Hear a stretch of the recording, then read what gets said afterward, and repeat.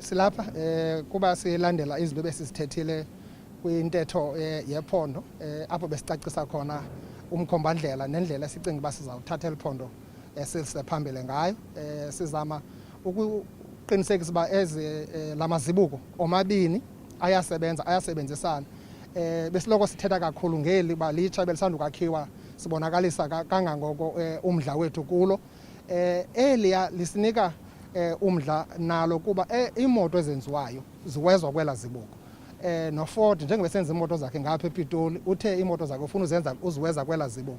So siyalikhulisa ke nalo sizama unika namathuba pha ezokhenketho kuba kususwa la matanki aphaya petrol nemanganese aziswe apha kule SZ. So la msebenzi ke uyenziwa and siyancoma. Sizojonga ke ngoku into ebesizithethile kuba sidinwe ukuthetha izinto ezingenzekiyo bade abantu sidiniwe kuba ngafika nyaka niyathetha khona yenzeka. Ngoku siyabonakalisa into izinto ebesizithethile ayizo zinto ebesizikhenhloko. Sihleli phansi namaqumrhu karhulumente o-Transnet namanye sathi nizawukwazi uyenza le bathi sizawukwazi sayifaka kwintetho. Ngoku siyayilandelela uba ke yonke into ebesithe sizawukwazi uyenza siyayenza, siyayimonitarisha kangangoko. So siyavuya kakhulu namhlanje uba silapha no-Transnet elapha i-leadership yakhe. Sibulela kwi-leadership ukubonakalisa lo mdla. Into esingayifuniyo kukuba senze uphuhliso umcimbi wepolitiki kube kukho amaphondo aphikisanayo ngomcimbi wezophuhliso. Makusetyenziswane i-Eastern Cape ipart ye-South Africa.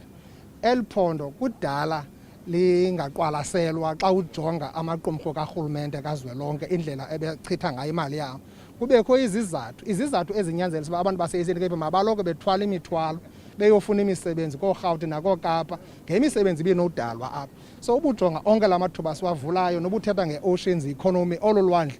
Leli phondo elina 800 kilometers coastline xa ulithelekisa namanye amaphondo. Befama kudala saphuhla sileli phondo xa besizijonga izinto esinazo. Asinazi-mines kodwa sinolwandle.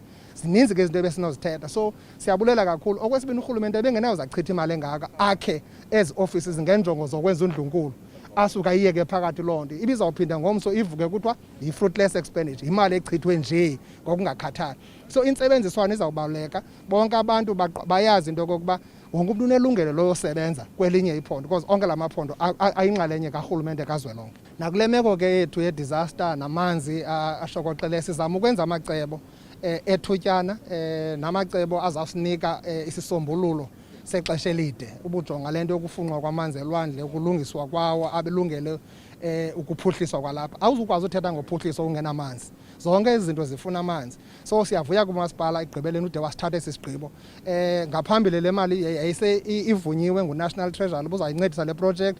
So waphinda wayeka because ithathe ixesha elide. Yenye ke yezinto eziyingxaki apha kuthi. Sithatha ixesha elide ngezinto ezivunyiweyo nento ezigqityiweyo.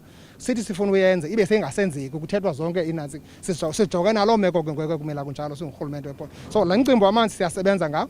Nemibutho ethetha ngayo yenza zonke izinto ayonto yodlala le ayonto yepolitiki. Sifuna usebenzisana sifumane isisombululo uzifo zonke kule ngxaki yembalela ethwaxa kakhulu elicala lephondo.